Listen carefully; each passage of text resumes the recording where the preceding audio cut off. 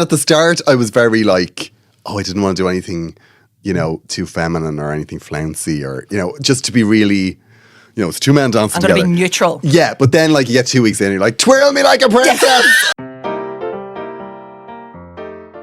Was there anything embarrassing in the dancing aspect of it? Oh or my was God, it every single bit of it.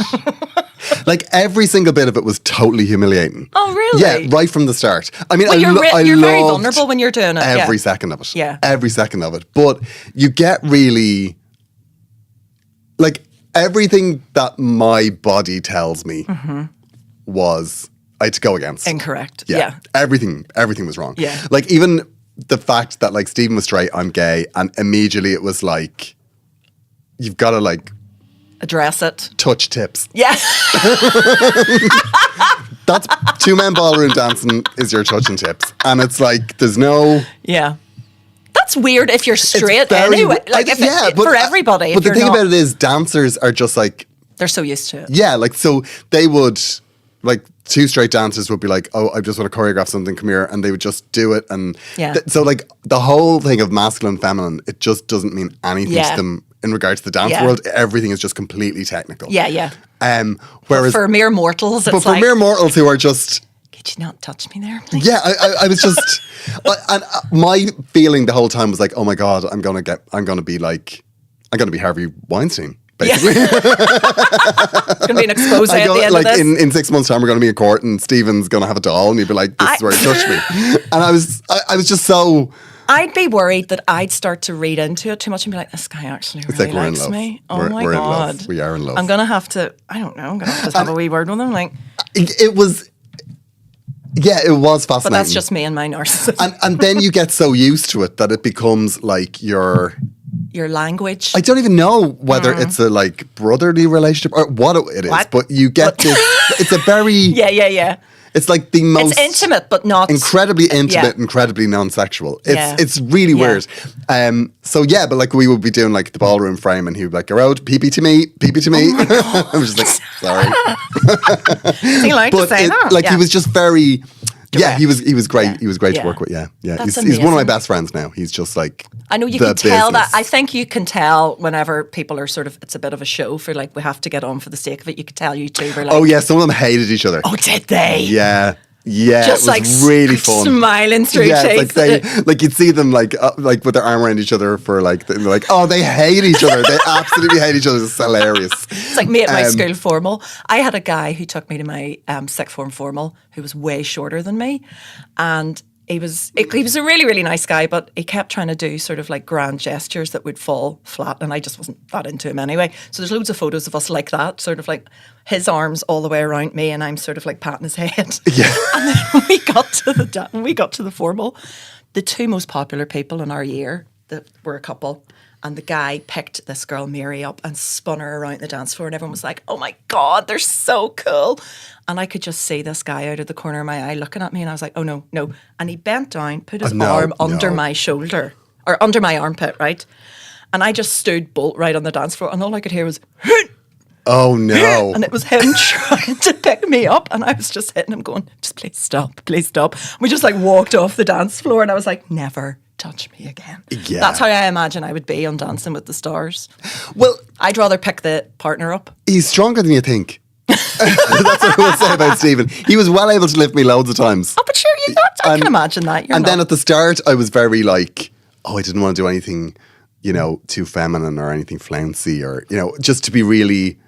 it's two men dancing together. I'm going to be neutral. Yeah, but then like you get 2 weeks in and you're like, twirl me like a princess. I was just like, I loved. Yeah, he was brilliant though. Oh, but he was very like as you go on in the competition, you start to get much more confident around it. Yeah. So I was just like, why can't we do anything like sexy? Yeah. Because a lot of other couples were doing that. And Steven was even like saying to the producers, like, let's do a rumba, which is like the ultimate one. Ultimate sexy dance. Because he was just like, let's not shy away from it. And also he's done rumba with men before. Like it's no big deal. Yeah. But they wouldn't give us a rumba. But they kept dressing me like, I don't know, like Marty Morrissey. Like I was just I remember we were doing this Latin thing and they couldn't find a shirt. And I was like, I'd kind of lost a bit of weight and it was like week 8 or something. And they were like, oh, we'll just find a shirt. And I was like, well, a lot of the other dancers are just wearing a jacket. I could do that. And they were like, no. No. No, I think, no. That's going a bit too far. They were very clear. Yeah. Yeah, they were like, no, Gearóid, no, you seem to be forgetting you're disgusting. No. Have a look at yourself. Yeah, no, go over there now and look. Do you want to pay a license fee and look at that? No. Get your jumper back on you. Yeah. Get out there. Oh, no, I loved it.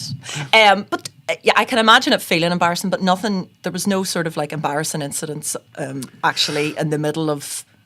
When we got voted off, it was... Yeah, that was bad. No. Because what happened when we got voted off was we were doing this routine. It was like a Charleston. Mm-hmm. And when we got into the studio, we did our first camera run through and it was fine. It was like, whoa, normally I used to shit the bed on the camera runs. They were a disaster. Yeah. And poor Steven would be like tearing his hair out. God love him. Like those Saturdays were awful. And like, I remember on week 2, he used to give me these little rhymes in my head to remember the steps. Right. And I remember in the cha-cha in week 2, we had this thing where it was like I had to put my arms out and then pull my arms in and then do this kind of ball change and then point, I think. And Steven used to say it was like trolley, fuck it, ball change, something, whatever the end of it was. But he was getting so frustrated because I was literally doing nothing.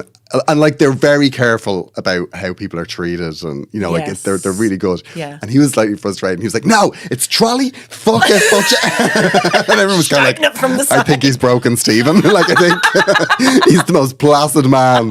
It was really fun. But when we got kicked out, what happened was there was an orchestra that week and I was supposed to like spot Steven on a bench and go, I'm going to chat up that guy. And then give like the conductor a big and large €50 note. Yeah. And then he was supposed to play something funky and then I was supposed to go and dance with him. So when we got putting the dance off, we had to do that during the dancing, the Charleston, Gearóid Farrelly and Steven Vincent. Yeah. So when we got into the dance off, they don't play that voiceover. Right. And that was when I had to do. And we were waiting in an ad break. And I just didn't know this. We were just waiting to dance. We were like, oh my God, we're going to get voted out. And we were on separate sides of the studio. So had I just said, Daddy, help. There's no voiceover. He would have told me what to do. Yeah. But I just didn't realize until it was too late. There was no voiceover. And then I didn't know what I was doing. It was so... And I remember at one point, we were dancing and then Steven just looked at me and just went... like bad, as in like we're about 2/8 ahead, so we're just going to stand for those 2/8. And I was just like, oh my God, this was so live. Yeah. And he was able to he helped and fixed it and but it was just so embarrassing. Oh no. And then when we went up to the box afterwards, they were like, so do you think you've done enough to stay in the competition? And I was like, oh yeah, clearly not. Why would you ask that question? So that's what we were. But that was very embarrassing. That is funny. It was very embarrassing. I have to be honest, because I love Strictly and I don't often watch Dancing with the Stars. I made an exception this year, obviously. Thank you. That cringes me out so much. The bits before the dance start, I hate them. I'm sorry to tell you, I hate it. You know all that bollocks around like reading a newspaper, folding it, and like.